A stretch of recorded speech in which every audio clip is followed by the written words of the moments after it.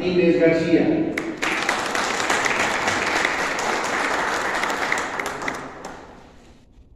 Agradecemos también la presencia de este recinto para este evento que además está transmitiendo a través de Facebook Live al diputado Rafael Garnica Alonso.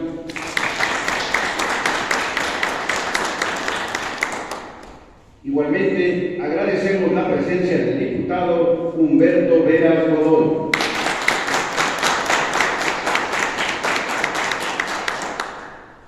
Para dar comienzo con la presentación, cedemos el uso de la palabra a la diputada Corina Martínez. Muchísimas gracias por atender la invitación que les hace el Congreso del Estado de Hidalgo para esta presentación editorial. Me voy a permitir leer un texto. Una vez que difundimos la presentación de este libro en el Congreso del Estado de Hidalgo, algunas preguntas recurrieron a nosotros, de aquí para allá.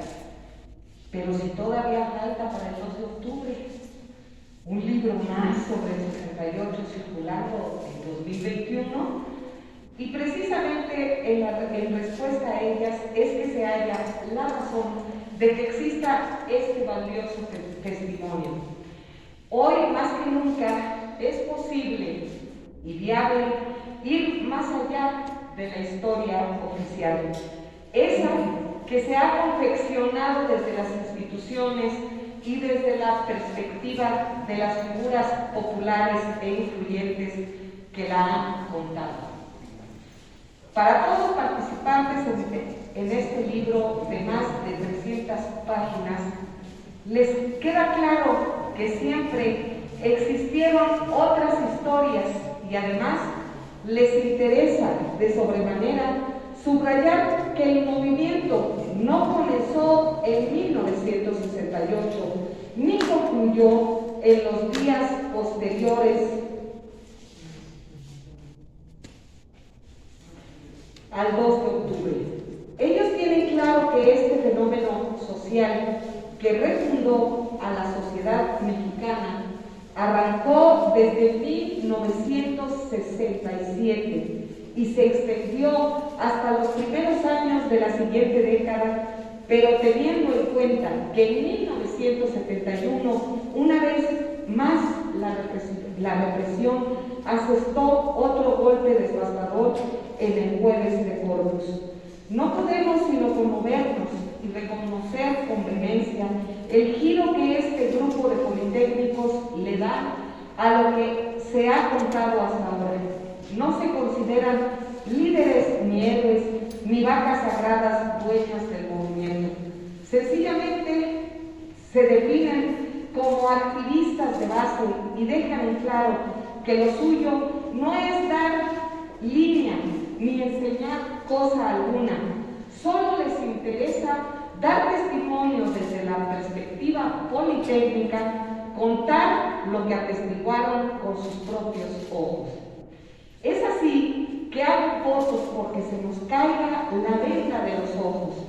No existe una sola historia, y mucho menos la que se escribe con H mayúscula, como lo señalara en el prólogo el destacado periodista Ricardo Rafael. Lo que hay en 1968, estudiantes politécnicos en lucha, brigadistas politécnicos 1967-1971, es un recuento de experiencias profundas y sensiblemente humanas.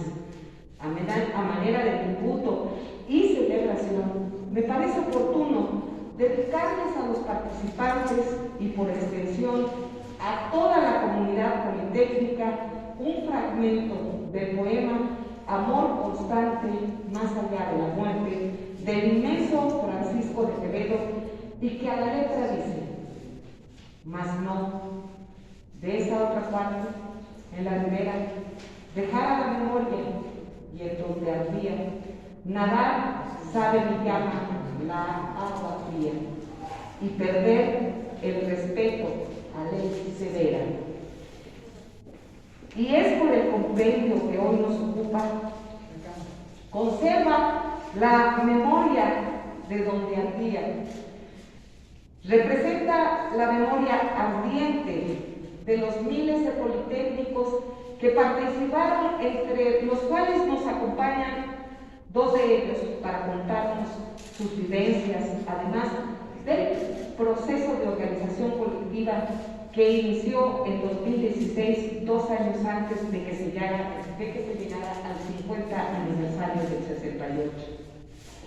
Y ellos se pusieron a trabajar para sumar su perspectiva y que se le brinde al Instituto Politécnico Nacional el reconocimiento que se merece por su participación en aquella reivindicación de los derechos humanos, estudiantiles y laborales. Es una cruzada que intentó transformar de raíz a un totémico conservador, violento y represor. Por fortuna, una entrega como 1968, Estudiantes Politécnicos en Lucha, nos hace ver que su lucha no ha concluido y que se diversifica para mantenerse vigente. Este libro se edita en noviembre del 2020, es decir, que apenas comienza su etapa de difusión e irán encontrando espacios en los que se pueda ventilar su espíritu valiente, su capacidad crítica y sus trozos de vida que han sido contados en sus páginas. Así es como se le pierde el respeto a la ley severa, parafraseando a Quevedo. Y la llama de la memoria sigue y seguirá ardiendo. Este libro es completamente polifónico, pues no solo se conforma con más de 30 voces que se consignan en los textos, sino que a través de ellos se cuelan también los pensamientos e ideas de quienes les acompañaron durante el periodo de huelga, en las salidas al goteo y entrega de volantes, durante la resistencia clandestina, en el posterior trabajo de campo. Todas esas voces son parte de la memoria nacional, pero muchos no permitían que emergieran y fueran escuchadas. Exactamente eso se extendieron las posturas de Díaz Ordaz y Echeverría. En contrasentido, ahora salen a la luz las causas y afanes de la gente normal que deseaba ejercer su libertad y que pretendía una sociedad más igualitaria. Dejemos en claro que tampoco se trata de remontarnos al pasado. En el cierre del manifiesto se prepararon para el 50 aniversario del movimiento estudiantil de 1968, apuntan con energía y puntualidad. No nos dimos por vencidos entonces. Aquí estamos luchando ahora y siempre. Y para luego añadir, la memoria está en movimiento. La memoria se encuentra en movimiento y arde. No tardan los 50 años del halconazo del 10 de junio de 1971. Y las muchas historias deben salir a flote, ser reveladas y aquilatadas. Los excesos del poder costaron muchas vidas, truncaron muchas carreras y múltiples sueños. Y los señalamientos a los culpables no deben faltar.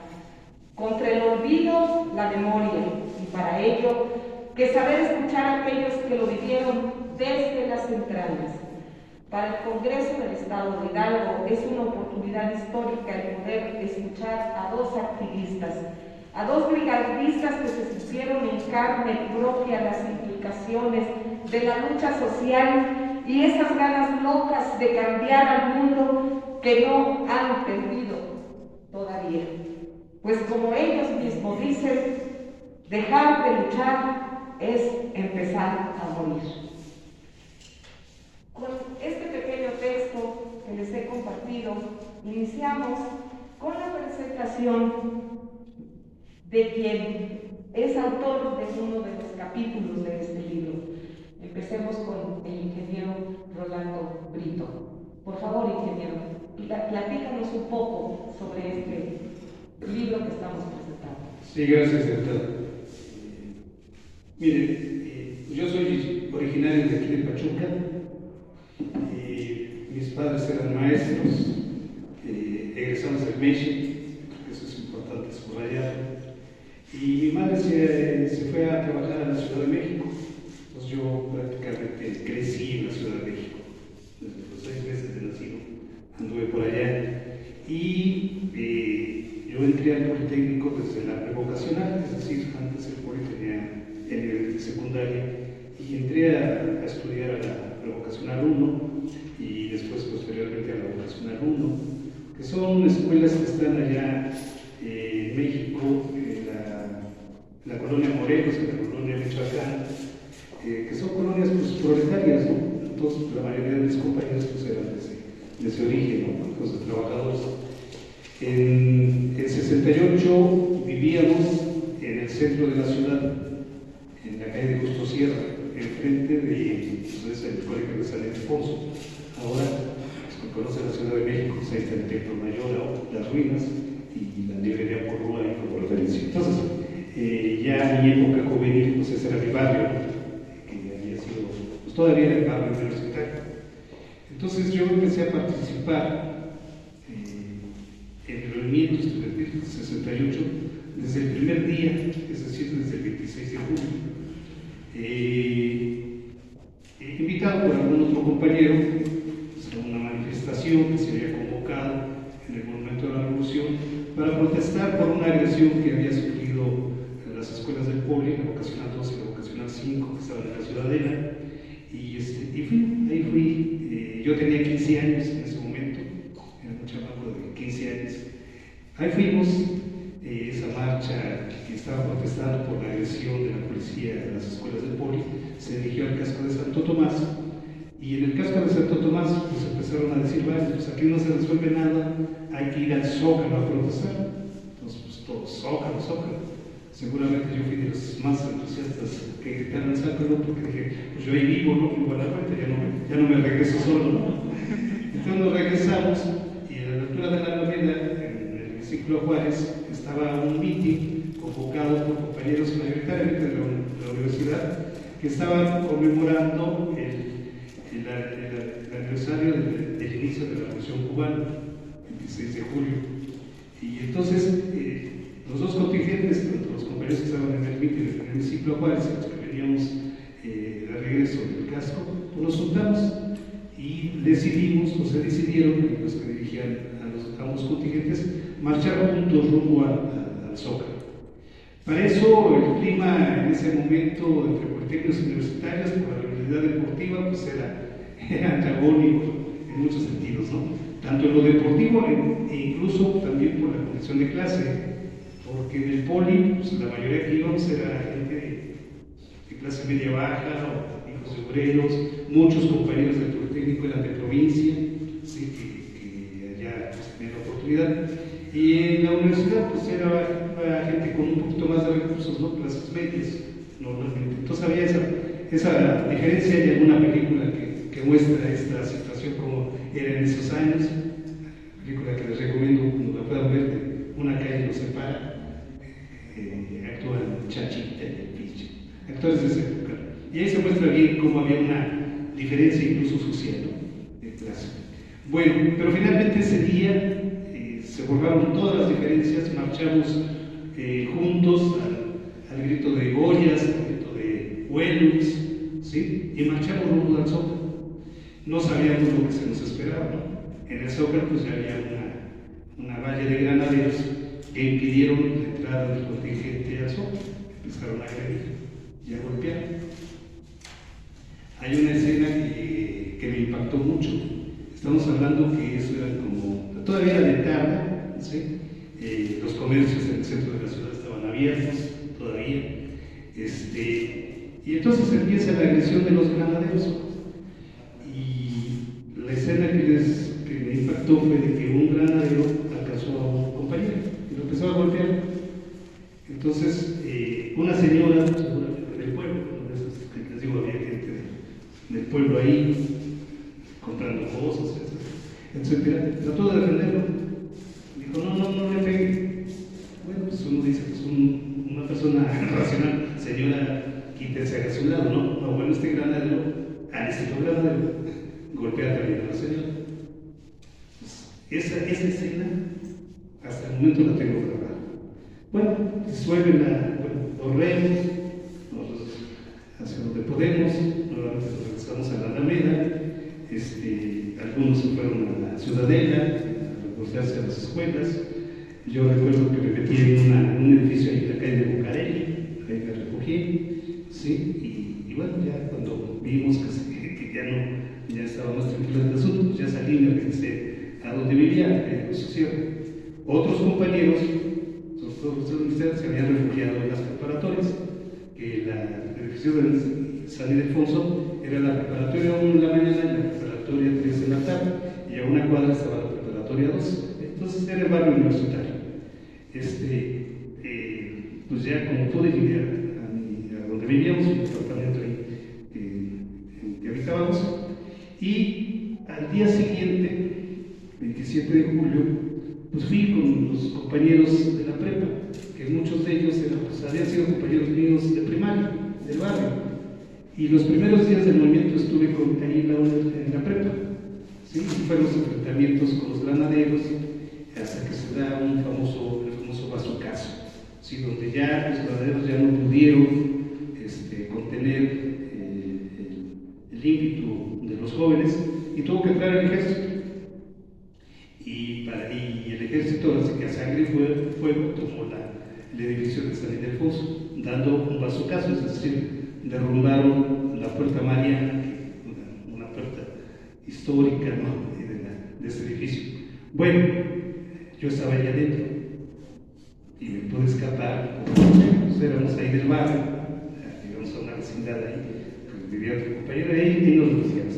Otros, pues no, otros los detuvieron y presumiblemente hubo varios heridos y tal vez muertos, pues estaban ahí cerca de la puerta, ¿no? Bueno, esos fueron los primeros días. Creo que el día 30 de julio o 1 de agosto, no recuerdo bien, ¿cómo lo recuerdas?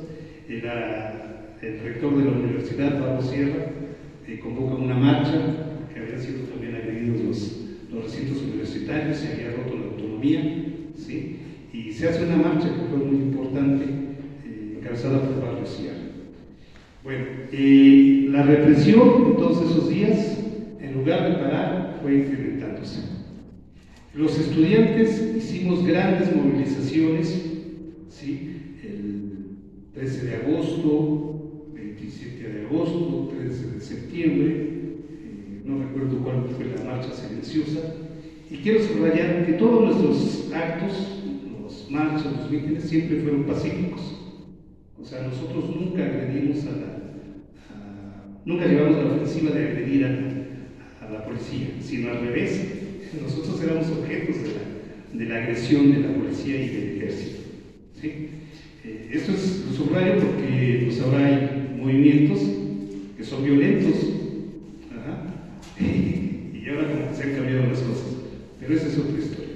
Bueno, finalmente se hicieron todas estas grandes movilizaciones con un apoyo importante por parte del pueblo, porque algo que nosotros hacíamos como estudiantes era hacer volantes en esos viejos mimeógrafos y repartirlos por toda la ciudad. Nos subíamos a los camiones, a hablar con la gente, íbamos a los mercados, afuera de las fábricas, etc. Entonces teníamos una relación muy directa con el pueblo.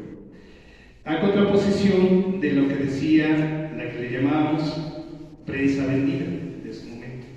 Es decir, si ustedes revisan los periódicos de esa época, pues toda la prensa, casi de forma casi unánime, pues nos ponía a los estudiantes como vándalos, ¿no? Sí, y siempre daban la versión oficial del gobierno. Todos los medios estaban controlados por el gobierno, eso no cabía duda. Una que otra notita de algún periodista que sacaba, pero muy marginal. Entonces, pero la forma que contrarrestamos a esa prensa vendida fue a través de nuestros volantes, y con eso nos pudimos comunicar con el pueblo. Y por eso fue el gran respaldo del pueblo. Pero además hay otro elemento, que muchos estudiantes, sobre todo en el poli, eran de provincia. Entonces venían a sus estados de origen y pues informaban lo que estaba pasando en la Ciudad de México. Entonces toda esta circunstancia, y aunado que en ese año pues, ya estaban anunciados, estaban todos los preparativos de iniciarse los Juegos Olímpicos aquí en México. Entonces, presuponemos, bueno, lo dijeron incluso explícitamente, de que el movimiento estudiantil era un riesgo para el desarrollo de las Olimpiadas, de la Olimpiada. Cosa que no era cierto, o sea, el movimiento nunca se planteó impedir la realización de los Juegos. Sin embargo, yo creo que ese fue uno de los elementos que consideró el presidente, en este caso, Díaz Ordaz, para ordenar la aprehensión en el mitin del 2 de octubre de los dirigentes del Consejo Nacional de Huelga. Eso fue preparado, sí, desde días antes, en Tlatelolco. Hay versiones, ya testimonios que incluso alquilaron o tomaron departamentos de la unidad. Ese día en la mañana cortaron las líneas telefónicas, es decir, ya estaba todo preparado para hacer esa agresión y como objetivo de tener a los dirigentes del Consejo Nacional de Huelga. Yo, como miembro, bueno, después de mi primera etapa en la universidad, ya me fui a mi vocacional, ahí hicimos asambleas, ahí se desconoció a la Federación Nacional de Estudiantes Técnicos, que era el instrumento del gobierno al interior de las escuelas para el control. Los desconocimos, a nosotros que habíamos formado nuestro comité de huelga nos lo conocieron. Yo quedé en una comisión de relaciones y como tal asistí a varias sesiones del Consejo Nacional de Huelga como delegado de la escuela. Era yo un chamaquito, repito, ¿no? Tenía yo 15 años. Yo, el 2 de octubre acababa de cumplir los 16, yo cumpleaños el 27 de septiembre. Entonces, el 2 de octubre fuimos a ese mitin, se había convocado para hacer una marcha rumbo al casco de Santo Tomás que días antes había sido tomado por el ejército, a sangre y fuego. Ahí también fue un enfrentamiento donde el ejército pues, llevaba todas las ganas y finalmente tomaron las instalaciones del Politécnico del casco. Entonces, el objetivo de la marcha del mitin era hacer una marcha para exigir que saliera el ejército. Sin embargo, cuando se inicia el mitin se dice que no, que se suspende lo de la marcha, pues porque pues, no estaban las condiciones, se veían miembros del ejército por todos lados, y pues dijeron, no vamos a caer en la provocación. Ok. Entonces prosiguen algunos de los primeros oradores. De lo último que recuerdo que se dijo en ese mitin fue de declarar un boicot a dos periódicos que más atacaban al movimiento, que era El Sol de México, ustedes conocen, todavía existe su sucursal en Solidaridad, y El Heraldo de México. Eran los dos periódicos que más atacaban al movimiento. Entonces le dijo, hay que boicotearlos. Ok. Bueno, cuando estaban en eso, los oradores, salen dos luces de bengala, que fue la señal para atacar. Entonces, el batallón Olimpia, que eran miembros del Estado Mayor, miembros del ejército, disfrazados de civil, pero identificados con un guante blanco, empiezan a detener a los compañeros que estaban en el edificio Chihuahua, que eran los del Consejo Nacional de Huelga. Y, bueno, ante esto, y empezaron a disparar contra la multitud desde el Chihuahua. Bueno, ahí no sé si hubo una confusión o qué pasó, pero por el otro lado, del lado de las ruinas, entra el ejército. Y ahí se empieza un tiroteo entre gente que era el batallón Olimpia y miembros del ejército. Y en medio quedaron los estudiantes. Y allí había tres posibilidades, hubo tres posibilidades. Mi caso personal, que yo tuve la fortuna de poderme escapar de forma rápida por Gonzalo unas estas banderas y correr como el que lleva el diablo hasta lo que ahora es el circuito interior. Ahí tomé un camión para mi escuela y ahí ya empezamos a llegar varios compañeros que estábamos en el mito. Esa fue una, los que nos escapamos. Otro, un compañero que estaba al lado mío, corrió del lado contrario y él lo detuvieron en la noche y estuvo varios días encarcelado y torturado. Y el tercer caso, otro compañero de la vocacional, que él lo mataron ahí en el plazo. Entonces, esas fueron las tres posibilidades. Te herían o te mataban, te encarcelaban, que fueron cientos de detenidos ese día, con los que pudimos escaparnos. Bueno, eso para el gobierno supuestamente pensó que con eso ya se daba por terminado el movimiento estudiantil, pero no fue así. Aún dentro de la clandestinidad, como decimos, seguimos participando. El movimiento siguió hasta diciembre. En diciembre ya se decidió levantar el paro, la huelga. Algunas escuelas ya entraron hasta enero. Se disolvió el Consejo Nacional de Huelga y se formaron los comités de huelga, se pasaron a ser comités de lucha. Y los comités de lucha siguieron participando en las escuelas, aún contra toda la ofensiva gubernamental que habían introducido porros, el famoso el porrismo en las escuelas. Habían formado este grupo que hace su aparición también brutal en 71, el grupo de los halcones, ¿sí? Que eran jóvenes reclutados de las colonias, así lumpens, y eran de nuestra edad y se hacían pasar por estudiantes. Y eran los que vandalizaban en la ciudad, ¿verdad? Para culparnos a nosotros del vandalismo. Pero el movimiento siguieron los comités de lucha. El 10 de junio del 71 se vuelve a convocar, ahí más nuestro camarada Rubén, se convoca otra marcha el 10 de junio, nos agrupamos otra vez un número importante de estudiantes, nos daba mucho gusto después de 2 o 3 años de no podernos reunir, porque cualquier intento de reunión era disuelto por la policía, no había posibilidades, ¿no? Llegaban los granaderos, la caballería y a disolver a todo el mundo. Entonces el 10 de junio nos dio gusto estar ahí, y otra vez universitarios y politécnicos, compañeros de la normal, ¿sí? Ahí juntos. Se preveía que podía haber represión, pero no se preveía de qué magnitud. Y lo que pasó el 10 de junio, el jueves de Corpus, estamos a unos días de los 50 años de ese acontecimiento, de este fatal acontecimiento, pues también el lenguaje del gobierno de esa época fue otra matanza, la matanza del jueves de Corpus. También pensaron que con esto neutralizaban al movimiento estudiantil, y sin embargo no fue así. Todos los años 70 el movimiento siguió.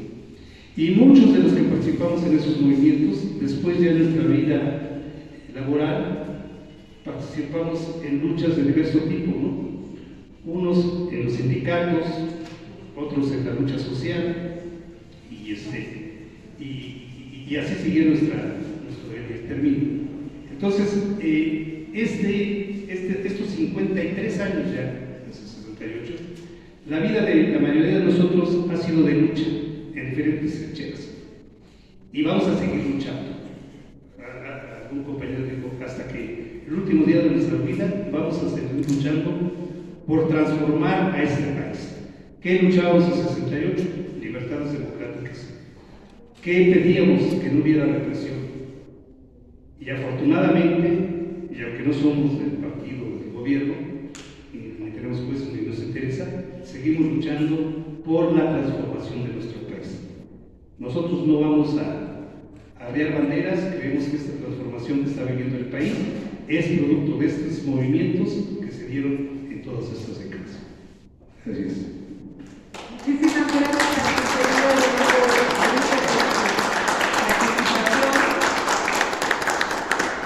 Y le vamos a pedir a nuestro invitado especial, al arquitecto Rubén Arechiga Robles, el que nos platique un poco sobre este libro que estamos presentando. Gracias. Sí. Bueno, primero, gracias por la invitación. Qué bueno que no fue bien. Qué bueno que la fecha no coincidió con el 10 de junio y el 2 de octubre, porque yo me resisto a ese día precisamente discutir, hablar del movimiento 68 y luego del 10 de junio. Habría que decir que vuelve a caer este próximo 10 de junio, jueves, es un elemento interesante que hay que considerar, me parece. 50 años después. Sí. Y claro, voy a comentar, lo fundamental tiene que ver con el libro y algunos elementos que quizás ayuden a mejor entender pues, qué pasaba no solamente en este país, sino fuera de este país. El libro tiene privilegio de recoger veintitantas verdades, fundamentalmente de activistas del Politécnico. Ahí se pasaron de listos porque no era necesario que fueran gente que no estuviera en el Politécnico. Entraron dos personas, que no son del Poli. Me parece que eso dibujó un poquito la idea hasta del título del propio libro, ¿no? Pero bueno, así sucede. Lo polifónico a lo que te referías, me parece que es interesante en esa perspectiva, porque pues igual que cualquier movimiento social, lo vemos muy claramente ahora, pues entran de Chile y de Rusia los movimientos. Y algunos entran con antecedentes hasta familiares, como fue el caso de Rolando, en la perspectiva de la educación popular, perdón. Su madre estuvo finalmente en una normal del estado de Hidalgo, muy luchadora, muy reconocida, etcétera, etcétera. Y personas como yo, que se me cruzó el movimiento. Yo venía de Tijuana, no me podía ir de vacaciones y no sabía cuándo se iba a dar tanta huelga, entonces se me cruzó el movimiento. Y no participó por conciencia, sino se me cruzó. Como sucedió con muchos de los de provincia de los que hablaba Rolando. Que por cierto, los que vivían en la Ciudad de México, estudiantes del Poli y de la UNAM, difícilmente se podían quedar en las noches a cuidar de las escuelas, pero los de provincia, una buena parte, al menos a nivel profesional, sí jugaron ese papel. Es un elemento importante porque esto provocó que en su regreso a provincia llegara con una actitud diferente a su provincia. Es un elemento que me parece que es importante subrayar. Pero en esto, de los diferentes puntos de vista que se expresan en el libro, igual que en todos los movimientos sociales, decía yo, hay de Chile y de Rusia. Y hay gente que participa como yo, gente que participa conscientemente, y gente que en aquella época le llamamos infiltrados. ¿Sí? O sea, la gente fomentada, orientada, empujada, contratada por el Estado mismo. En el Poli había varios que eran de los enetos, les llamamos Federación Nacional de Estudiantes Técnicos. Y algunos ligados a los porros, los porros estaban en contra del movimiento, etcétera, etcétera. Esto me parece interesante reconocerlo, tanto en aquella época como ahora, porque, bueno, pues aquí hay de esos, aquí hay otros colores ahora. No voy a dar nombres, seguramente en una lectura acuiciosa nos daremos cuenta de algunas cosas como que pueden ser o no ser, veintitantas verdades, pero lo que me parece más importante también del libro tiene que ver con que algunos oscurecen su trayectoria posterior al 68 y al 71. O sea, no hablan para nada de eso, así lo dejan en el aire, o informan que trabajaron en el gobierno federal, pero no dicen que fue en el periodo neoliberal de Salinas de Gortari y fueron figuras fundamentales para organizar eso llamado solidaridad. Después del 78, claro, sucedieron muchas cosas, entre ellas Octavio, aparte del movimiento.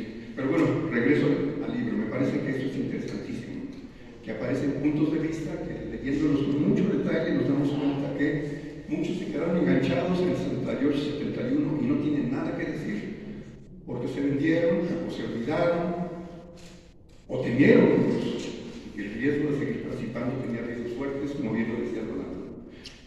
Algunos escaparon como él, otros fueron detenidos, reprimidos, otros desaparecidos, otros asesinados, así en enfrentamientos hasta de orden militar. Entonces, es uno de los rasgos que me parece que es fundamental. Otro, a mí me encantó, porque hay una discusión entre la gente tellochera de la gran influencia del movimiento francés estudiantil hacia México. Y explican el movimiento del 68 a partir de Francia. Lo que habría que decir es que todo el mundo estaba convulsionado, ¿no? Y jóvenes estudiantes estaban pegando de gritos por todos lados. No les gustaba lo que estaba sucediendo en su nación. Y había demandas diversas, totalmente diversas. Pero cuando dice también Rolando, pues esto de prensa aprendida, casi nadie leía los periódicos en 68. Entonces, ¿de dónde iba a llegar información antes del 26 de julio del movimiento estudiantil francés? Si no leíamos los periódicos ni antes, ni durante, incluso ni después, algunos, ¿no? Puro cuento, ¿no? no es cierto. La huelga de Francia fue una huelga no solo de estudiantes, sino de sindicatos, los más importantes de Francia. Pero ¿por qué esto lo digo con los textos? Porque no aparece mucho en los escritos la posible influencia de los movimientos de otros lados. Lo que están contando fueron lo que vivieron, lo que sintieron. Y si hubieran conocido las experiencias, por ejemplo, de Estados Unidos, la lucha contra el ir a la guerra, eso era lo que querían los hippies, no estaban en contra de invadir Vietnam, estaban en contra de ellos ir a la guerra, y por eso inventaron lo de amor y paz. Si hubiera habido influencia de alguno de esos movimientos, hubiera aparecido en mi texto. Y la verdad es que no es muy cierto, ¿no? Yo incluso en un libro que tiene el mismo formato que donde participamos dos del Poli, por cierto, lo que hice fue revisar lo que pasó en el mundo del 68, mes tras mes, porque no sabíamos nada de lo que pasaba en el mundo, en el movimiento estudiantil de este país. Claro, y eso es muy interesante de reconocerlo, era muy difícil, ¿no? Ahora es muy fácil incluso organizarnos y ponernos de acuerdo para una manifestación, un meeting, un pronunciamiento, circular un documento, etcétera, etcétera, porque la época es diferente, ¿no? Y en ese sentido éramos muy ignorantes con respecto a la realidad que estábamos viviendo y padeciendo. Mientras que ahora, híjole, pues los chavos tienen mayor información que muchos, incluso doctores en ciencias, ¿no? O sea, el manejo que tienen con respecto al internet, etcétera, etcétera, los hace crecer de manera extraordinaria. Pero hay otras cosas que me parece que son importantes, que son implícitas en el libro, que de alguna manera las explicitó ahora Rolando. Él no era joven, el término de adolescente no me gusta, ¿no? Porque quiere decir que se adolece de algo, según yo, prefiero lo de joven, ¿no? Él no era joven, él era un escuincle de 15 años. Es el único movimiento en el mundo, en 68, donde participaron los niños. Y sí participaron. En el Poli estaban las prevocacionales, que era el equivalente a las secundarias, y sí participaron. Yo conozco estudiantes y estudiantes que estuvieron en el prevocacional y que participaron en el 68. En el trabajo que yo hice sobre qué pasó en el 68, encontré que en una secundaria, no en una prevocacional, muy cerca de mi casa, que está entre patriotismo y revolución en la Ciudad de México, también se metieron a la huelga y apoyaron. Es un caso realmente extraordinario.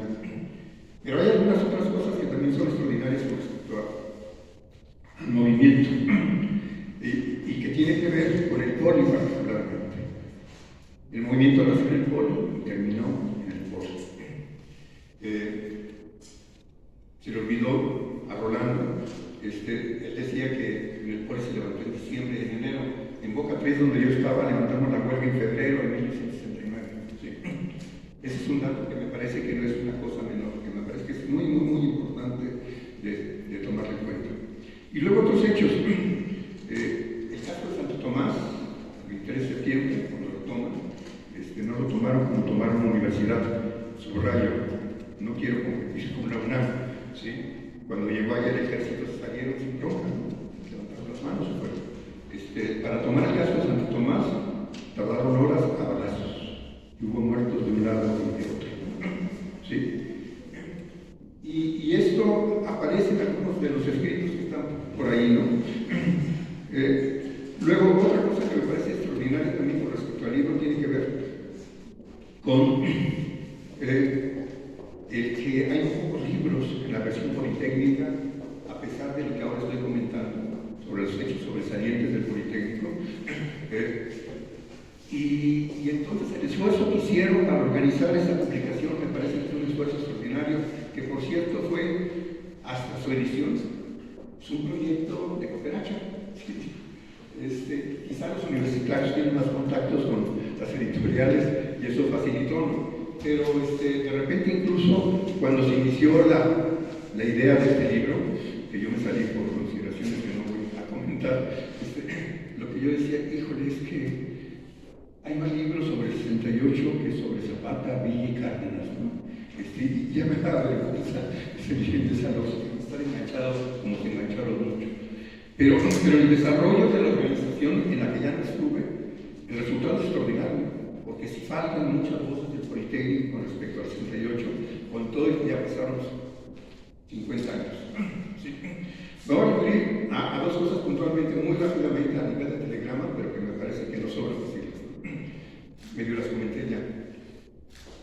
68 hay una gran molestia juvenil y estudiantil, no solo estudiantes, en todo el mundo. En la mayoría de las veces son molestias que apuntan a la perspectiva de mejorar lo que se está viviendo, no de transformar el mundo. Es el caso de México. En México lo que queríamos es desaparecer el artículo 145 bis, que era el pretexto para reprimir a cualquiera que no le gustara el gobierno en turno. En México lo que queríamos también era la libertad de los presos políticos, porque los habían metido por ser político y no por querer, por ejemplo, organizar una revolución armada, que eso podría justificar en todo caso su detención. Queríamos tener el derecho a hablar, criticar, organizarnos independientemente del gobierno. Queríamos también tener derecho a manifestarnos públicamente sin pedir permiso. Y las manifestaciones de ahora pues, usaron sangre, las de 68, las del 10 de junio y otras. Y por cierto, no sobra decir, el 4 de noviembre de 1970 fue el último intento antes del 10 de junio de una manifestación estudiantil en la Ciudad de México. Hubo varias, de 68 hasta el 4 de octubre, y permítanme decir, aunque suene feo que decimos en la madre, a los halcones. Los enfrentamos, ellos tenían chacos, y nosotros los enfrentamos, éramos más, y nos defendimos con los palos de las manos. Y salieron corriendo. Éramos más que ellos, y nuestra arma estaba más larga que las de ellos, y todos salieron perdiendo, ¿no? Quizás esto influyó en que decidiera luego el gobierno en llevar al último extremo la represión, ¿no? Pero entonces en esto del contexto me parece que por alguna razón, igual que está sucediendo ahora, pero ahora hay más elementos que explican eso, se fueron conjuntando críticas estudiantiles y juveniles en todo el mundo. No había una relación directa, pero había una crisis ahí de los estados nacionales que provocó eso. Y bueno, si fuera cierto lo que dicen de que el movimiento 68, que empezó el 26 de julio, tiene influencia del mayo, pues nos tardamos, ¿no? Varios meses. Pero en el caso de ahora, particularmente, empezó la bronca en Colombia, eso influyó seguramente en las elecciones en Chile, en los términos positivos, y está influyendo ya en Brasil. Y en Brasil se armó la bronca contra el fascista que está por ahí. Ahora hay mayor posibilidad de que los movimientos tengan influencia por todos lados, ¿no? Y bueno, en eso del contexto, pues me parece que entonces el 10 de junio, estamos muy cercanos a eso, hay que reconocerlo, es parte de la oleada 68. Queríamos ganar las libertades democráticas que no se lograron plenamente porque nos derrotaron en el 68 y le seguimos dando lata con la libertad de manifestarnos, con la libertad de democratizar incluso la educación superior. Y en eso decía Rolando, bueno, pues por ahí nos tocó algunos del Politécnico también, fundamentalmente, organizar lo del 10 de junio, por eso la manifestación empezó en el casco. ¿Sí? Porque hay una cosa que la voy a sintetizar. Recién habían salido presos políticos del 68 de la cárcel. La verdad es que les afectó mucho eso en términos políticos, porque los llamamos los aperturos, porque apoyaban la postura democrática de Echeverría. Se ponían de acuerdo algunos de ellos con Echeverría, por cierto. Sí. Ellos se oponían a la manifestación en apoyo a la Universidad de Nuevo León. Pues por algunos compromisillos de algunos de ellos, no de todos.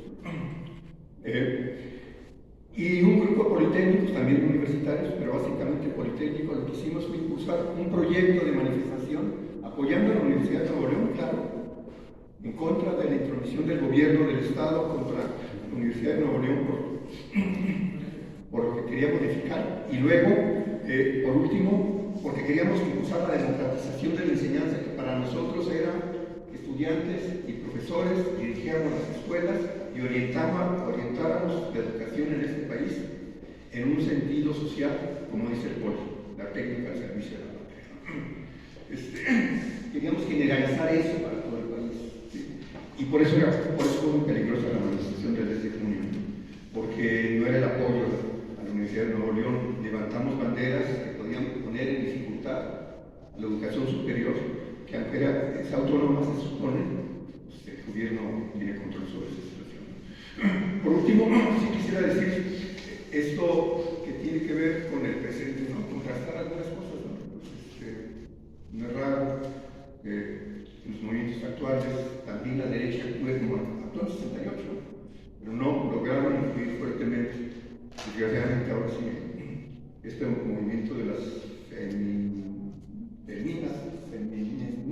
feminazistas, feminifascistas, algunos dicen, está controlado por la derecha. En la universidad, por ejemplo, la huelga que hicieron antes de la pandemia, no lo organizaron las mujeres de las escuelas, las organizaron gente que vino de afuera, con martillos a romper vidrios, etcétera, etcétera, y les impusieron la huelga a los estudiantes del colegio. Eso está repitiendo. En el Poli también incluso hicieron algo de esto. Y casi estoy seguro, casi estamos seguros, lo hemos venido discutiendo, que hasta la bronca de la normal última tiene que ver con ello. Es una normal de mujeres, está de moda el defender a las mujeres, es una normal incluso en términos de infraestructura es excepcional. Nunca en la convocatoria apareció de que iban a hacer exámenes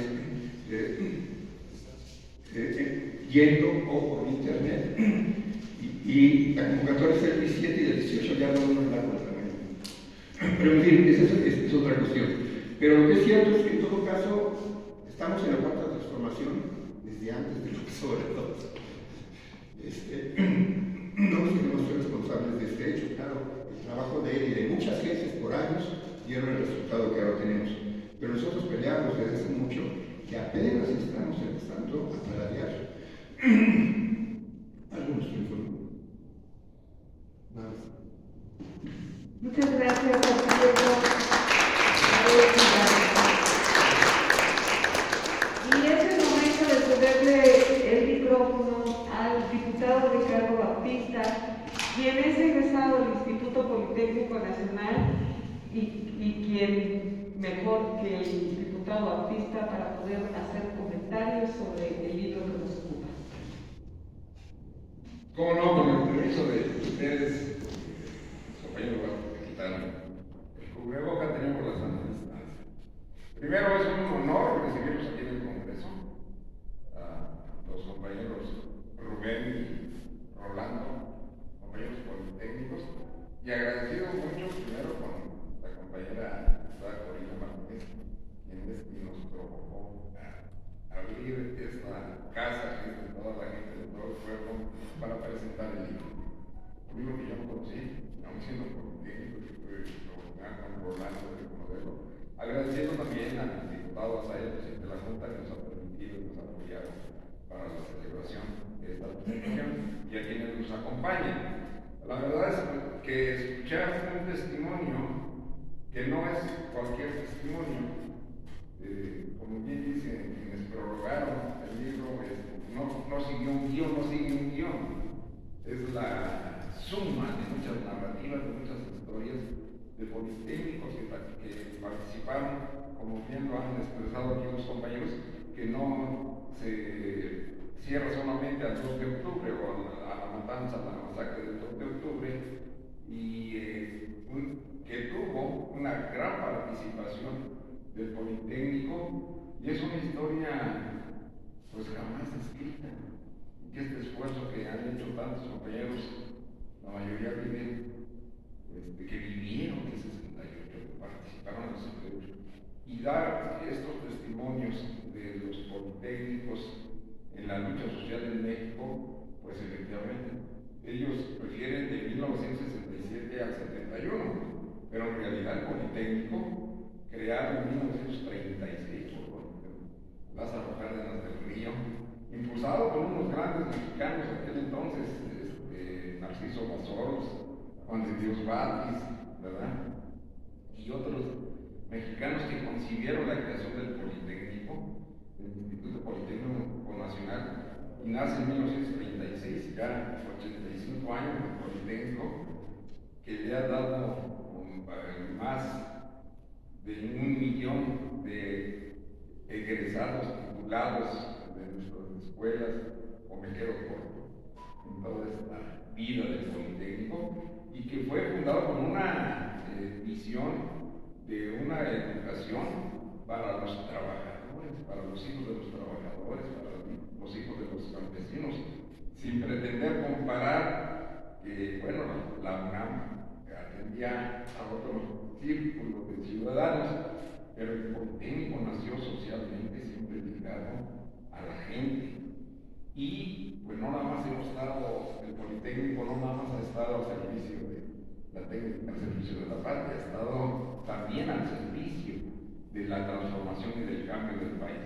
Por eso la importancia de lo que nos han comentado aquí los compañeros, y con el libro que se queda corto, pero qué gran testimonio, yo se lo reconozco el esfuerzo de quienes lo han escrito y que necesita ser difundido.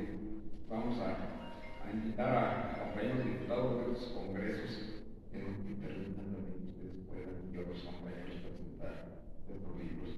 Porque fíjense, en la época que han referido los compañeros, no nada más había que pedir permiso para hacer una manifestación, eso no lo saben las generaciones de ahora, nuestros jóvenes no conocen de la represión que había para salir a la calle y manifestarse, pero también había que la lucha social, la lucha política se centraba en las escuelas, porque en las calles no había la posibilidad de hacer vida política. Los ciudadanos fuera de los partidos políticos, que eran pocos y todos controlados.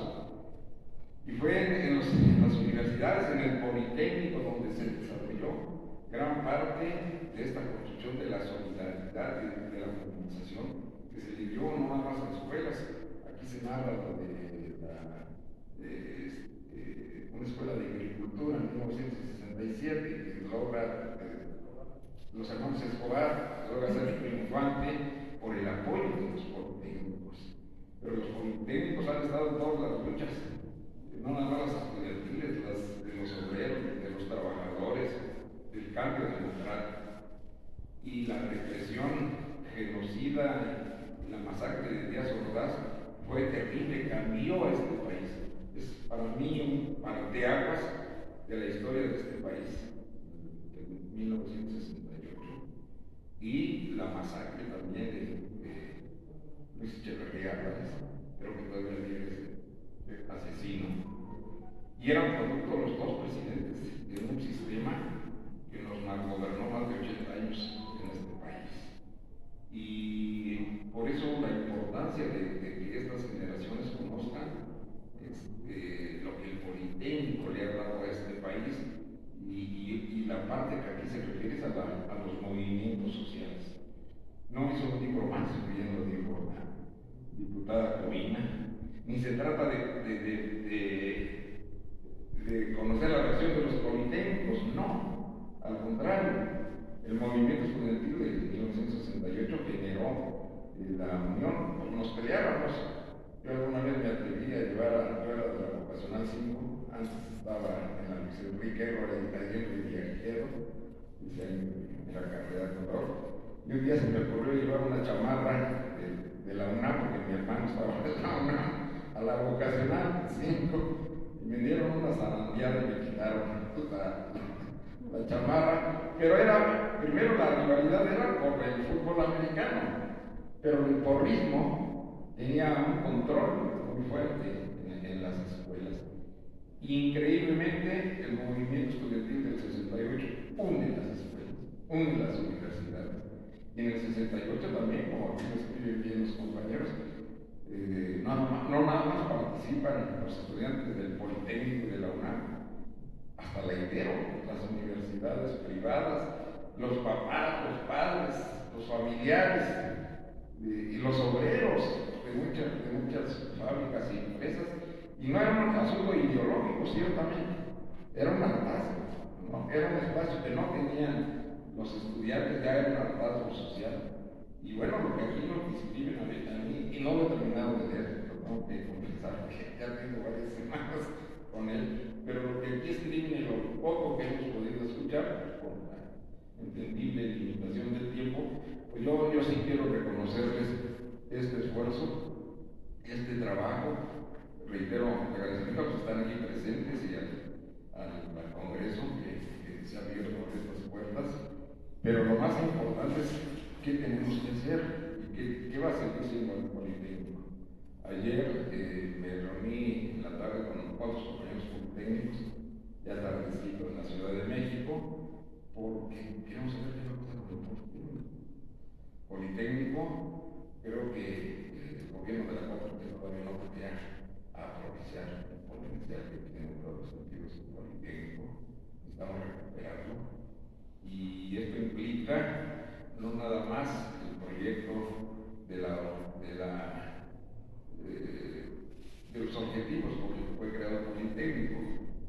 parte de la transformación, seguir siendo parte de la transformación y del cambio del país, porque también ya como lo dijeron, pero yo lo enfatizo, aunque gobierna hoy un proyecto progresista, pues no es exactamente el proyecto de la izquierda, pero se están sentando las bases de la transformación. Pero ¿qué vemos en los estados como aquí? Pues el viejo régimen sigue vivo, la represión sigue. Hace 2 horas reprimieron a manifestantes aquí en Palacio de Gobierno, hay una persona herida lamentablemente, hay muchos lastimados, a unos días de la elección. No se puede seguir con el viejo régimen, con la represión, y entonces pues sigue habiendo las tentaciones autoritarias. Necesitamos de un politécnico y de unas universidades otra vez que regresan a enraizarse en los problemas de los ciudadanos. Y yo quiero terminar pues también recordando parte de las historias que Rolando y la de han dicho, porque me tocó vivir el 71 también.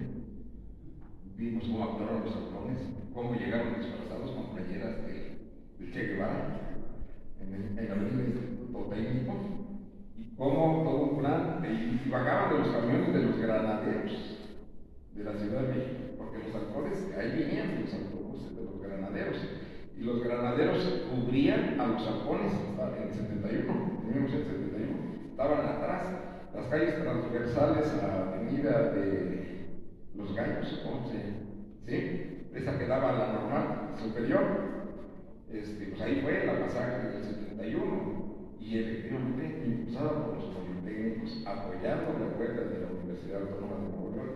Vivimos la misma represión y masacre que hubo ahí.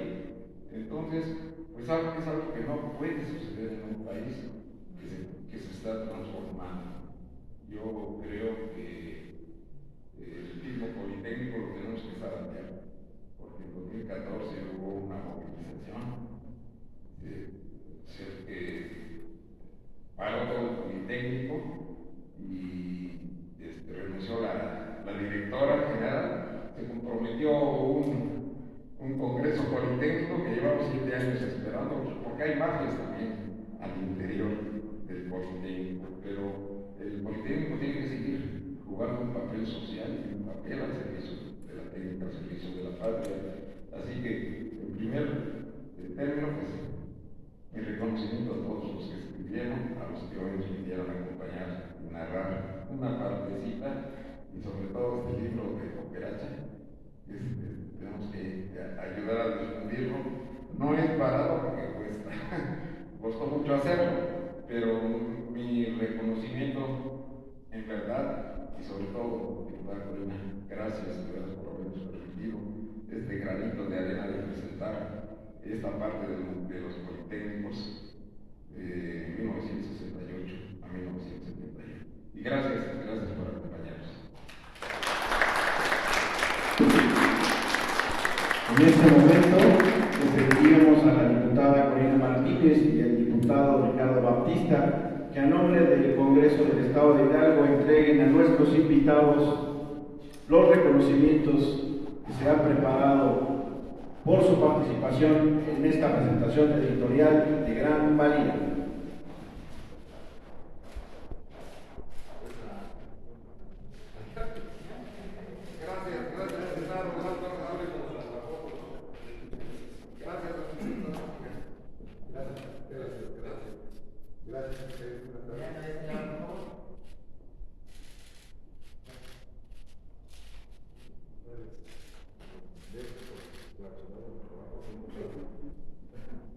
Muchísimas gracias por su asistencia y gracias, ingeniero Rolando Brito, porque cada día aprendo más de usted y por haber invitado al arquitecto Arechiga. De verdad es un honor para el Congreso del Estado de Hidalgo tenerlos aquí. Gracias, diputado Ricardo Bautista, y gracias a todos ustedes. Gracias. Agradecemos a todos y cada uno de ustedes su presencia, igualmente a quienes nos siguieron a través de las redes sociales. Hasta pronto, muy buenas tardes.